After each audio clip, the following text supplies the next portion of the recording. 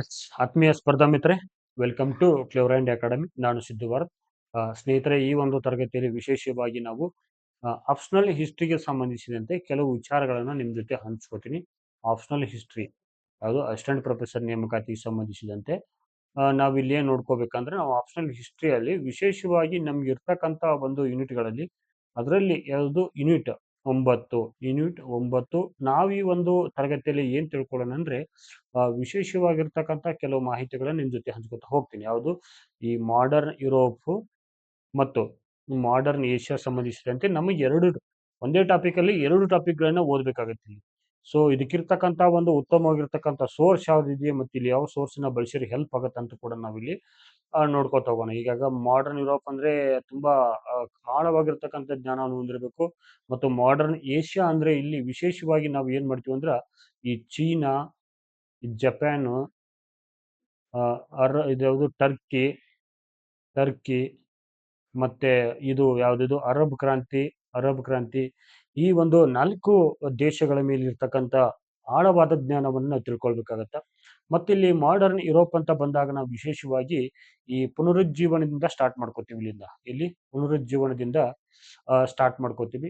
ಪುನರುಜ್ಜೀವನದಿಂದ up to ನಾವು ಎಲ್ಲಿವರೆಗೆ ಅಂದ್ರೂ ಕೂಡ ವಿಶ್ವಸಂಸ್ಥೆಯ ಮತ್ತು ಅಲಿಪ್ತ ನೀತಿ ಮತ್ತು 1991ರಲ್ಲಿ ಎಂಡ್ ಆಗ್ತಕ್ಕಂಥ ಒಂದು ಕೋಲ್ಡ್ ವಾರ್ಗೆ ಕೂಡ ನಾವು ಹೋಗ್ತಕ್ಕಂಥ ವಿಚಾರ ನೋಡ್ತಾ ಇದ್ದೀವಿ ಈ ಮಾಡರ್ನ್ ಯುರೋಪ್ ಅಲ್ಲಿ. ಮತ್ತೆ ಕಮಿಂಗ್ ಡೇಸ್ ಅಲ್ಲಿ ಕೂಡ ಮತ್ತೆ ಹೊಸ ಸಿಲೆಬಸ್ ಅನ್ನ ಯಾರು ಮಾಡೋ ಸಂಭವ ಇದೆ.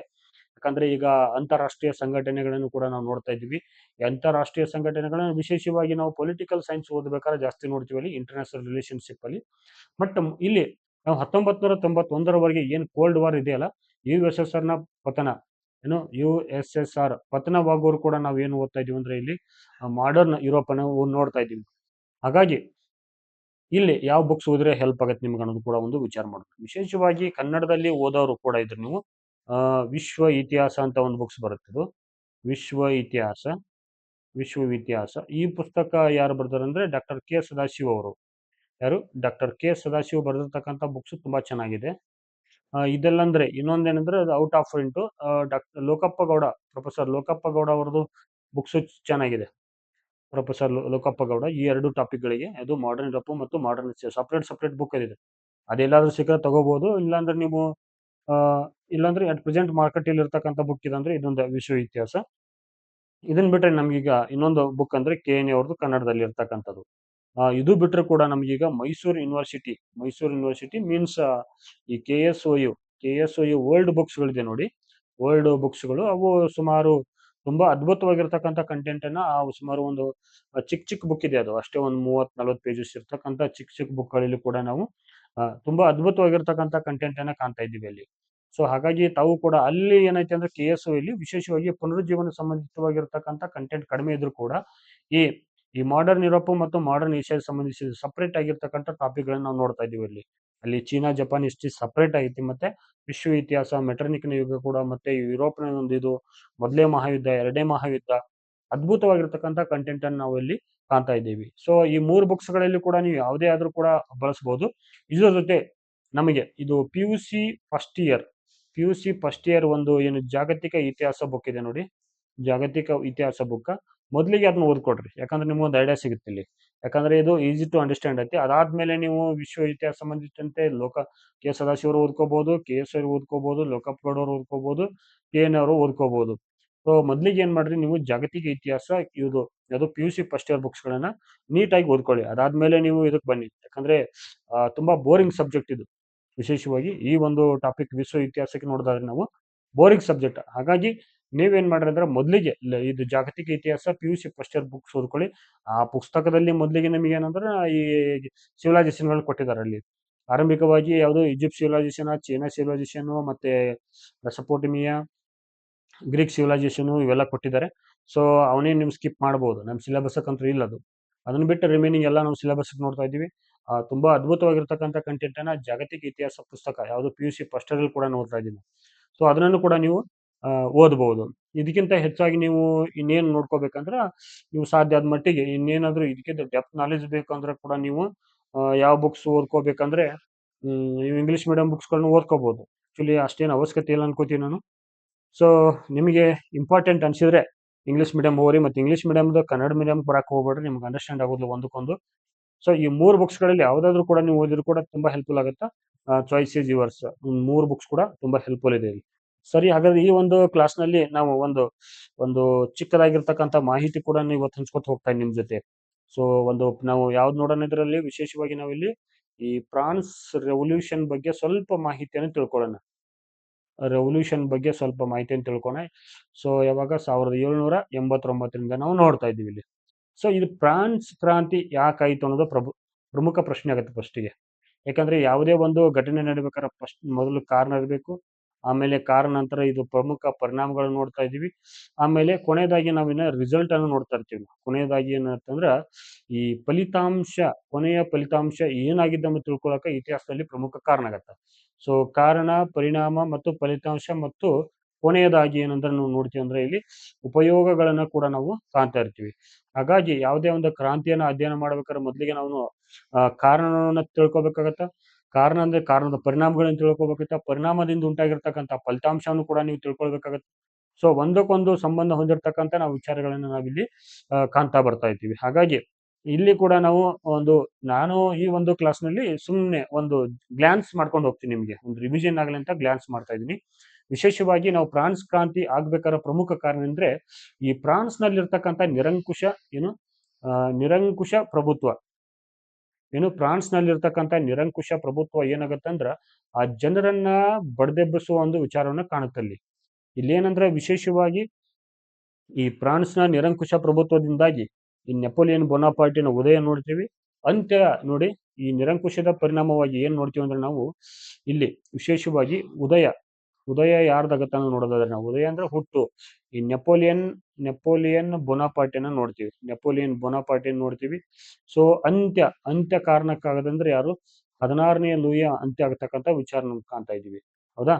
ಇಲ್ಲಿ ಪ್ರಮುಖವಾಗಿರ್ತಕ್ಕಂಥ ಈ ಕ್ರಾಂತಿಯ ಪ್ರಮುಖ ಕೊಡುಗೆ ಏನಂದ ನೋಡ್ತೀವಿ ನಾವು. ಈ ಕೊಡುಗೆ ಒಂದು ಜಾಗತಿಕವಾಗಿರ್ತಕ್ಕಂಥ ಅದ್ಭುತ ತತ್ವಗಳಲ್ಲಿ ಒಂದಾಗಿರ್ತಕ್ಕಂಥ ಸ್ವಾತಂತ್ರ್ಯ, ಸಮಾನತೆ ಮತ್ತು ಭ್ರಾತೃತ್ವವನ್ನು ಕಲಿಸ್ಕೊಡ್ತಕ್ಕಂಥ ಕ್ರಾಂತಿ ಅಂತ ಹೇಳ್ಬೋದು ಇದನ್ನ.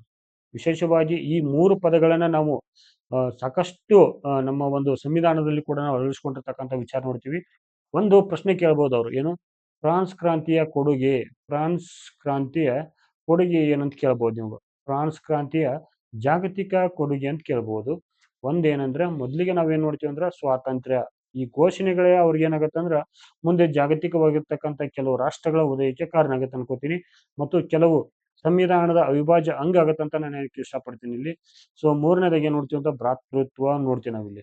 ಸೊ ನಮ್ಮ ಒಂದು ವಿಶೇಷವಾಗಿ ನಾವು ಭಾರತದ ಸಂವಿಧಾನದ ಪೂರ್ವ ಪೀಠಿಕೆಯಲ್ಲಿ ಕೂಡ ಈ 3 ಪದಗಳನ್ನು ಅಳವಡಿಸಿಕೊಂಡಿರ್ತಕ್ಕಂಥ ಒಂದು ವಿಚಾರ ನೋಡ್ತಾ ಇರ್ತೀವಿ. ಸೊ ಈ ಕ್ರಾಂತಿಯ ಪ್ರಮುಖ ಉದ್ದೇಶಗಳು ಏನಂತ ಕೂಡ ಕೇಳ್ಬೋದು ನಿಮಗೆ. ಫ್ರಾನ್ಸ್ ಕ್ರಾಂತಿಯ ಪ್ರಮುಖ ಉದ್ದೇಶಗಳು ಏನಂತ ಕೂಡ ಕೇಳ್ಬೋದು. ಇಲ್ಲಿ ನಾವು ನೋಡೋದಾದ್ರೆ ಪ್ರಮುಖವಾಗಿ ಒಂದನ್ನ ಏನ್ ನೋಡ್ತೀವಿ ಅಂದ್ರೆ ಸಾಮಾಜಿಕ ಮತ್ತು ಆರ್ಥಿಕ ಸಮಾನತೆಯನ್ನು ಮಾಡ್ತಕ್ಕಂಥ ಒಂದು ಕೆಲಸ ಕಾರ್ಯಗಳನ್ನ ಈ ಪ್ರಮುಖ ಉದ್ದೇಶಗಳಲ್ಲಿ ಕಾಣ್ತೀವಿ. ಪ್ರಮುಖವಾಗಿ ನಾವು ಈ ಆರ್ಥಿಕ ಸಾಮಾಜಿಕ ಆರ್ಥಿಕ ಸಮಾನತೆ ಮೊದಲೇ ಉದ್ದೇಶ ನೋಡ್ತೀವಿ ನಾವು. ಅದಾದ್ಮೇಲೆ 2ನೇ ಉದ್ದೇಶ ಏನಂದ್ರೆ ಜವಾಬ್ದಾರಿ ಸರ್ಕಾರದ ಸ್ಥಾಪನೆ.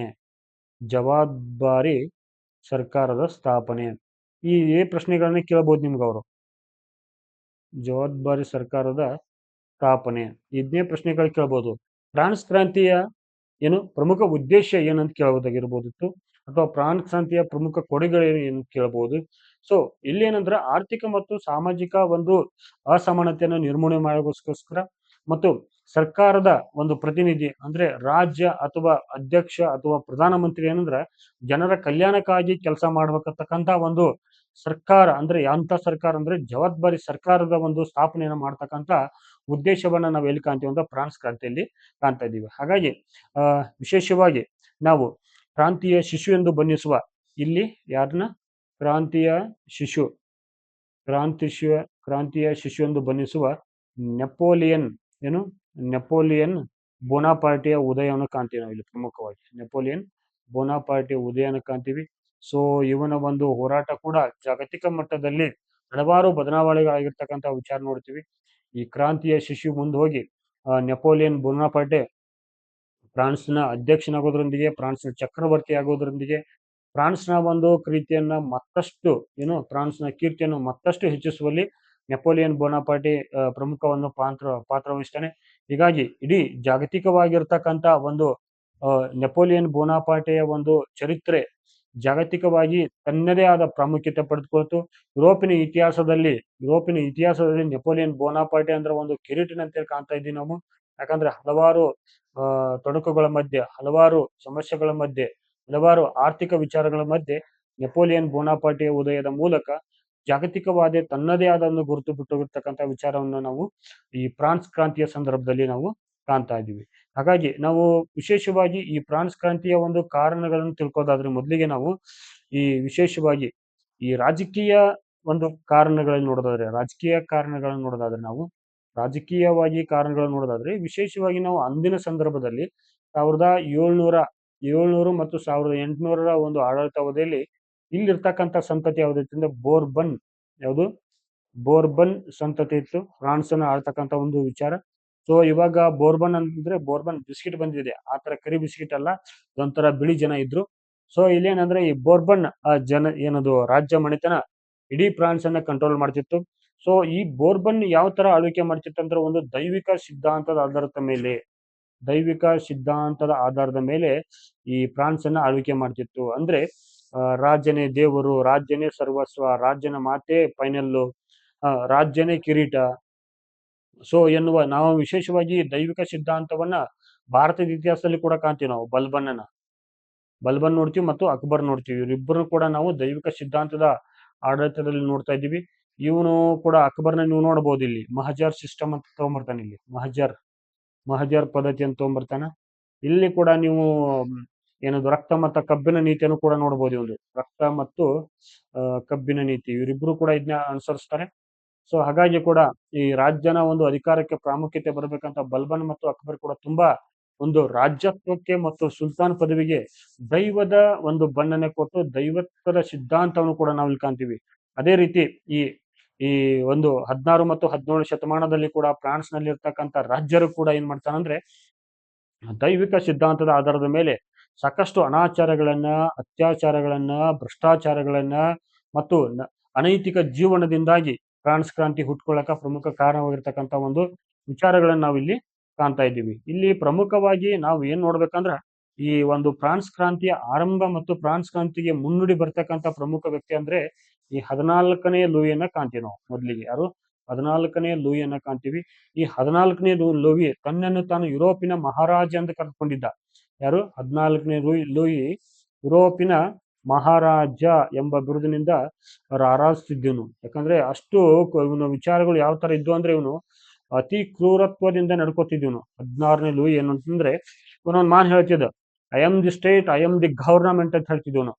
ನಾನೇ ರಾಜ್ಯ, ನಾನೇ ಸರ್ಕಾರವನ್ನು ಪ್ರಮುಖ ಘೋಷಣೆ ಆಗಿತ್ತು ಒಂದು. ಇದನ್ನೇ ಕೇಳಬಹುದು ಅವನು. ಈ ಕೆಳಗಿನ ಹೇಳಿಕೆಯನ್ನು ಗಮನಿಸಿ, ನಾನೇ ರಾಜ್ಯ ಅಥವಾ ನಾನೇ ಸರ್ಕಾರ ಎಂಬ ಒಂದು ಘೋಷಣೆಯನ್ನು ಅಥವಾ ಒಂದು ಹೇಳಿಕೆಯನ್ನು ನೀಡಿರ್ತಕ್ಕಂಥ ಯುರೋಪಿನ ಪ್ರಮುಖ ಚಕ್ರವರ್ತಿ ಯಾರು ಅಂತ ಕೇಳಬಹುದು. ಯಾರು 16ನೇ ಲೂಯಿ. ಇವನು ಕೂಡ ಏನ್ ಮಾಡ್ತಾನಂದ್ರ ಪ್ರಜೆಗಳ ಒಂದು ಹಿತವನ್ನ ಕಡೆಗಣಿಸಿ ಏನ್ ಮಾಡ್ತಾನಂದ್ರ ದೈವಿಕ ಸಿದ್ಧಾಂತಕ್ಕೆ ಹೆಚ್ಚಿನ ಒಂದು ಆದ್ಯತೆ ನೀಡ್ತಾನೆ. ಇಲ್ಲಿ ರಾಜ್ಯನೇ ಸರ್ವಶ್ರೇಷ್ಠ, ರಾಜನೇ ದೇವರು, ರಾಜನೇ ಸುಪ್ರೀಮು, ರಾಜನೇ ನ್ಯಾಯಮೂರ್ತಿ, ರಾಜ್ಯ ಏನ್ ಬೇಕಾದ್ರೂ ಮಾಡಿದ್ರು ಕೂಡ ನಡೀತಿತ್ತು. ಏನದು ಜನರನ್ನ ತನ್ನ ಒಂದು ಕಡೆಗಣಿಸಿ, ಜನರ ಹಿತಾಸಕ್ತಿಯನ್ನು ಬಿಟ್ಟು ತನ್ನ ಮನ ಬಂದಂತೆ ಹಾಲು ಕುಡಿ ಬದ್ಲಿ ಆಲ್ಕೋಹಾಲ್ ಕುಡಿದು ಅಂತ ಒಂದು ವಿಚಾರಗಳನ್ನ ನಾವು ಕಾಣ್ತೀವಿ ಇಲ್ಲಿ. ಸೊ ಹಾಗಾಗಿ ನಾನೇ ರಾಜ್ಯ, ನಾನೇ ಸರ್ಕಾರ, ಈ 14ನೇ ಲೂಯಿ ಮತ್ತು ಯುರೋಪಿನ ಮಹಾರಾಜ ಎಂಬ ಬಿರುದಂತ ಹೊಂದಿರತಕ್ಕಂಥ 14 ಲೂಯಿಯ ಒಂದು ಅನಾಚಾರಗಳಿಂದ ಪ್ರಜೆಗಳು ಕೂಡ ಬೇಸತ್ತೋಗಿರ್ತಾರೆ. ಅವನಾದ್ಮೇಲೆ ನಾವು 15ನೇ ಲೂಯಿಯನ್ನು ನೋಡ್ತೀವಿ. ಇಲ್ಲಿ ಯಾರು 15ನೇ ಲೂಯಿ. ಇವನು ಕೂಡ ದೊಡ್ಡ ಅನಾಚಾರ ಇರ್ತಾನೆ. ಇವನು 15ನೇ ಲೂಯಿ ಬರ್ತಾನೆ. ಇವನು ಲೂಯಿ ಅಂಡ್ ಸನ್ಸ್ಗಳು ತುಂಬಾ ಡೇಂಜರ್ ಇರ್ತಾರೆ. ಇವರು ಲೂಯಿ ಅಂಡ್ ಸನ್ಸ್ ತುಂಬಾ ಡೇಂಜರ್ ಇರ್ತಾರೆ. ಇವನು ಕೂಡ ಏನಂದ್ರೆ ಒಬ್ಬ ಅಸಮರ್ಥ ರಾಜ್ಯನ ಇರ್ತಾರೆ. ಮೊದಲಿಗೆ ಇವ್ನು ನೋಡ್ಬೇಕಂದ್ರೆ ಒಬ್ಬ ಪಿಗ್ ಪೆಲಿವರ್, ಇವನು ಅಸಮರ್ಥ ರಾಜ್ಯ ಅಂತ ಕರಿಬಹುದು. ಇವನು ಫ್ರಾನ್ಸ್ ಇತಿಹಾಸದಲ್ಲಿ ಅಸಮರ್ಥ ರಾಜ್ಯ ಅಂತ ಕರಿಬಹುದು. ಇವನ ಅಸಮರ್ಥ ರಾಜನಾಗಿರ್ತಾನ. ಇವನು ಕೂಡ ಏನಂದ್ರೆ ಆಸ್ಟ್ರಿಯಾದ ಉತ್ತರಾಧಿಕಾರಕ್ಕೆ ಒಂದು ಏನು ಯುದ್ಧ ನಡೀತಿರುತ್ತಲ್ಲ, ಇಲ್ಲಿ ಇದನ್ನ ಪ್ರಶ್ನೆ ಕೇಳಬಹುದು ನಿಮ್ಗ. ಅವರು ಏನಂದ್ರೆ ಆಸ್ಟ್ರಿಯಾದ ಉತ್ತರಾಧಿಕಾರಕ್ಕಾಗಿ ಉತ್ತರಾಧಿಕಾರತ್ವಕ್ಕಾಗಿ ನಡೆದ ಯುದ್ಧಗಳಲ್ಲಿ ಭಾಗವಹಿಸಿದ ಫ್ರಾನ್ಸ್ನ ರಾಜ ಯಾರಂತ ಕೇಳ್ಬೋದು ಅವನು.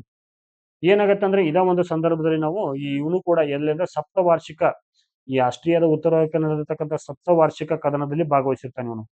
ಸಪ್ತವಾರ್ಷಿಕ ಕದನಗಳಲ್ಲಿ ಭಾಗವಹಿಸಿರ್ತಾನೆ. ಈ ಸಪ್ತವಾರ್ಷಿಕ ಕದನಗಳು ಯಾರ ಮಧ್ಯೆ ನಡೀತೀವಿ ನೀವೇನೋ ಓದ್ಕೊಂಡಿದ್ರೆ ಕಮೆಂಟ್ ಮಾಡ್ರಿ. ಈ ಫ್ರಾನ್ಸ್ ಒಂದು ಇದ್ರೊಳಗೆ ಭಾಗವಾಗಿರ್ತೈತೆ, ಮತ್ತೆ ಇಂಗ್ಲೆಂಡ್ ಕೂಡ ಭಾಗವಾಗಿರ್ತೈತಿ, ಮತ್ತೆ ಆಸ್ಟ್ರಿಯಾ ಕೂಡ ಭಾಗವಹಿಸ್ತೈತೆ ನೋಡ್ತೀವಿ ಇಲ್ಲಿ. ಸೊ ಇಲ್ಲಿ ಏನಾಗತ್ತೆ ಅಂದ್ರೆ ಈ ಸಪ್ತವಾರ್ಷಿಕ ಕದನದಲ್ಲಿ ಫ್ರಾನ್ಸ್ ಏನಾಗತ್ತಂದ್ರ it was defeated by the army. ಬೇರೆ ಇನ್ನು ಫ್ರಾನ್ಸ್ನ ಒಂದು ಪರಾಭವವನ್ನು ಕೂಡ ನಾವಿಲ್ಲಿ ಕಾಣ್ತೀವಿ. ಏನಂದ್ರೆ ಇವನ ಒಂದು ಆಡಳಿತದಲ್ಲಿ ಅಸಮರ್ಥ ರಾಜ್ಯನ ಒಂದು ನಿರ್ಧಾರಗಳಿಂದ ಏನಾಗುತ್ತೆ ಅಂದ್ರೆ ಸಪ್ತವಾರ್ಷಿಕ ಕದನಗಳಲ್ಲಿ ಫ್ರಾನ್ಸ್ ತುಂಬಾ ಒಂದು ಆರ್ಥಿಕವಾಗಿರ್ತಕ್ಕಂಥ ನಷ್ಟವನ್ನು ಅನುಭವಿಸ್ತೈತಿ.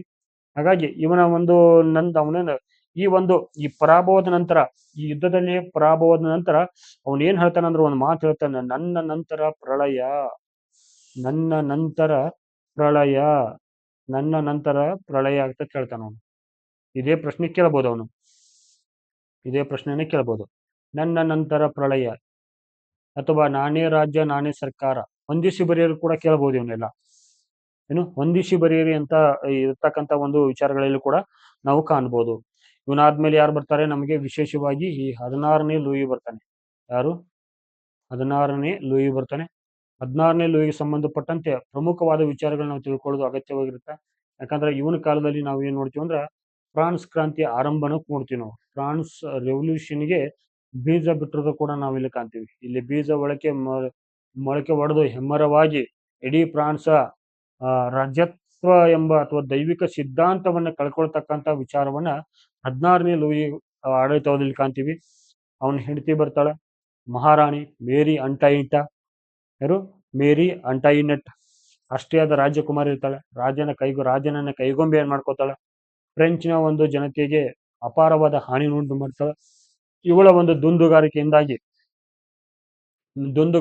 ಮೇಡಮ್ ಡೆಪ್ಸಿಟ್ ಅಂತ ಕೂಡ ಕರೀತಾರೆ. ಸೊ ಏನಾಗತ್ತೆ ಅಂದ್ರೆ ಇಲ್ಲಿ ನೀವು ಪ್ರಶ್ನೆಯನ್ನು ಕೇಳಬಹುದು ಒಂದೊಂದ್ಸಲ. ಏನಂದ್ರೆ ಫ್ರಾನ್ಸ್ ಕ್ರಾಂತಿಯ ಸಂದರ್ಭದಲ್ಲಿ ರಾಜ್ಯದಲ್ಲಿದ್ದ ರಾಜ ಯಾರು ಅಂತ ಕೇಳ್ಬೋದು. 16ನೇ ಲೂಯಿ. ಈ ಒಂದು ವಿಶೇಷವಾಗಿ ಏನಂದ್ರೆ ಒಂದು ದೊಡ್ಡ ವೀಕ್ನೆಸ್ ಇರ್ತೈತಿ. ವೈಯಕ್ತಿಕವಾಗಿ ತುಂಬಾ ಒಳ್ಳೆಯವನು ಇರ್ತಾನೆ ಇವನು. ವೈಯಕ್ತಿಕವಾಗಿ ಏನಂದ್ರೆ ತುಂಬಾ ಒಳ್ಳೆಯವ ಇರ್ತಾನೆ.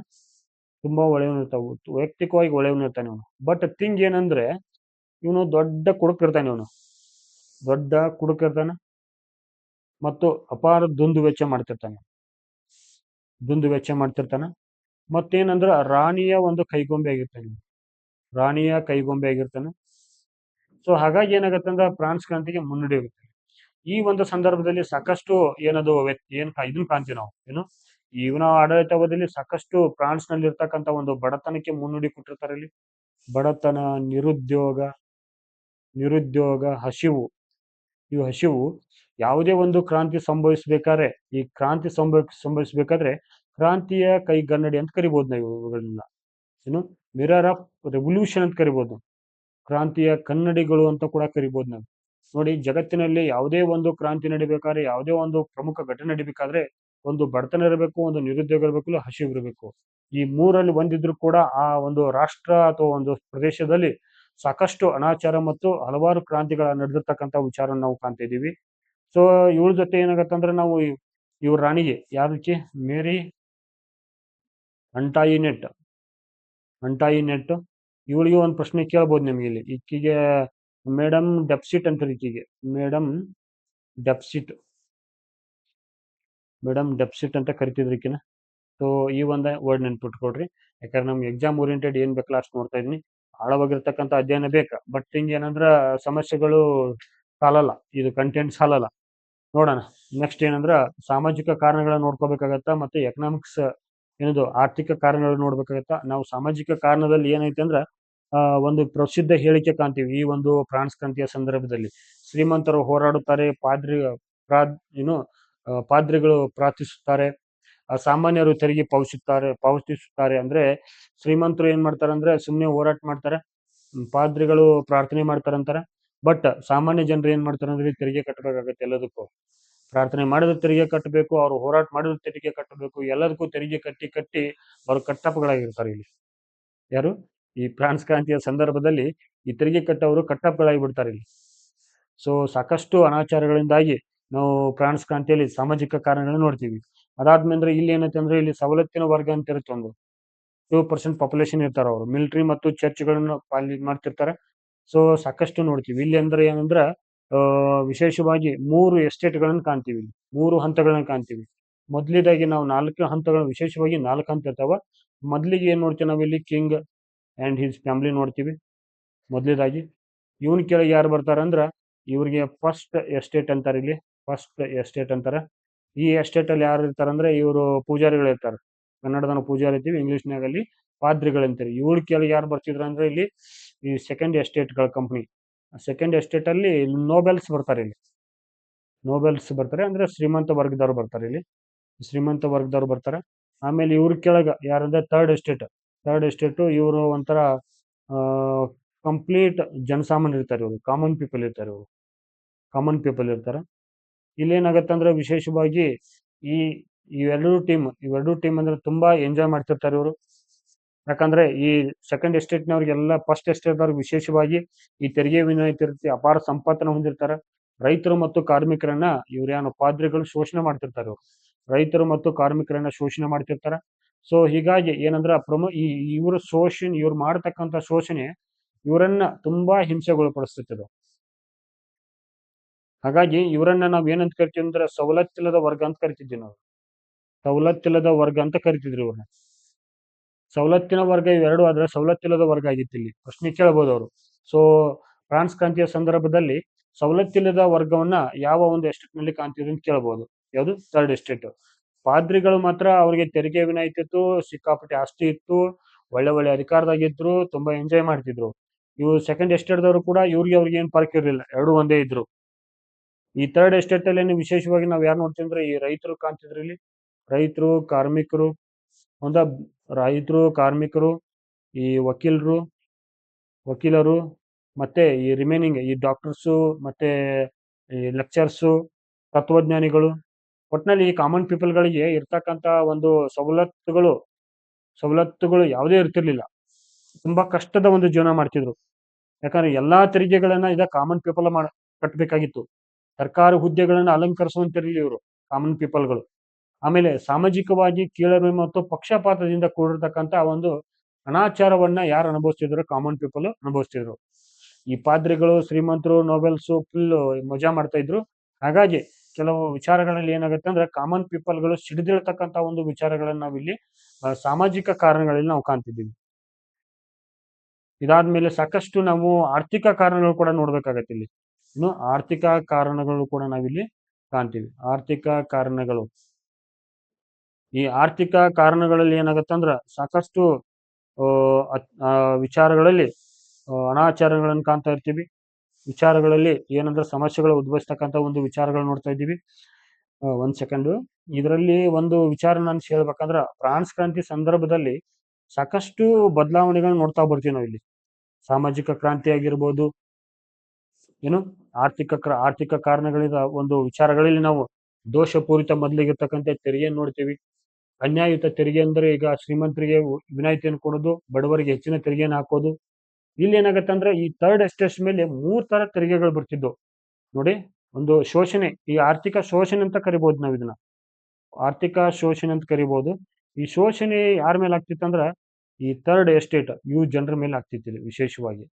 ಇಲ್ಲಿ ಏನಾಗತ್ತೆ ಅಂದ್ರೆ ನಾವು 3 ತರ ತೆರಿಗೆಯನ್ನ ಕಾಣ್ತಿದ್ದೀವಿ. 3 ತರ ತೆರಿಗೆಯನ್ನ ಕಾಣ್ತೀವಿ ಇಲ್ಲಿ.